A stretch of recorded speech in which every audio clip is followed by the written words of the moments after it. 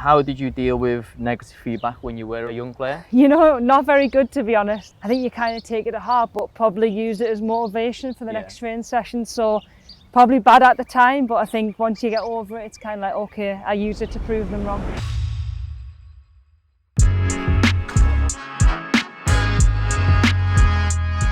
How important is it to be an athlete in the modern game?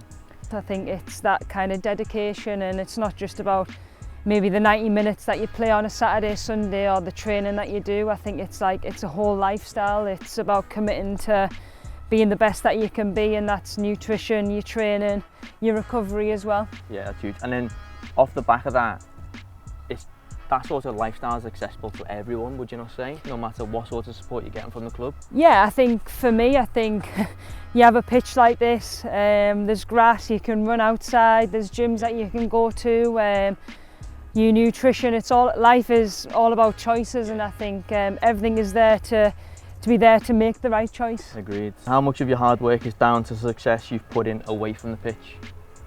Probably all of it, if I'm going to be honest. I think being a centre half, I'm not going to be the most skillful. I work a lot on my passing because I think that's probably my strength. But I think my dedication and my attitude, most importantly, is probably why I've had such a successful career, to be able to play for your country and to play at a club like Manchester City. I think, 100%, I think that's down to that. Yeah, class.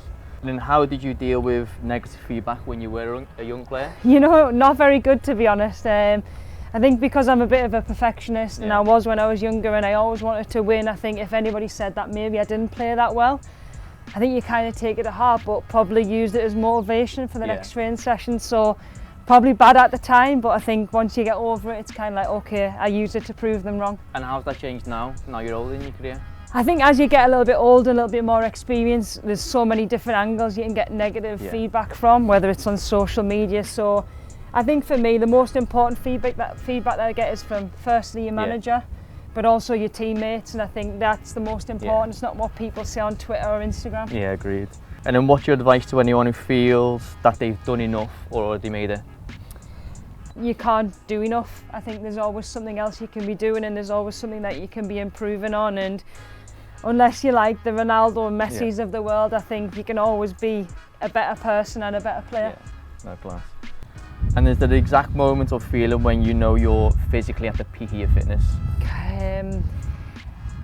To be honest, I think that feeling when you're in a game or in a training situation and you feel as though you could just run and run forever, I think, and you feel so sharp, I think that's when, especially because we've just done pre-season, I think that middle point in pre-season, you're right, okay, like I'm starting to get to the point of where I'm coming into being my best prime in terms of fitness. So I think that moment when you're on the ball and you're not losing concentration. Yeah, it's huge. And obviously everything feels a bit easier on the ball, definitely.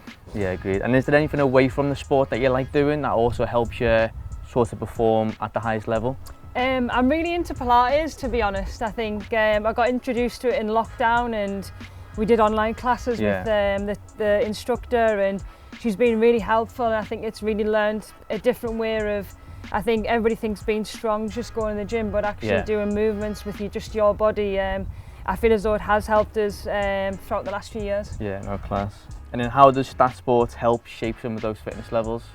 For me, I think stat sports, I'm really well into my stats and knowing what my body does every session, and I'm always constantly asking and looking at the iPad to see how much high speed running I've done, how much accel, decel, mainly because if I can do a little bit more, I'll try and do a little bit more, but if I need to maybe focus more on my recovery because it's been a hard session, it just guides me for the rest of the week, and even when it's a rest day and stuff, I'm like, I have to rest because I've done this amount for the last 3 days. Yeah, no, that's cool. So Steph, what are your thoughts on athletes being made, not born?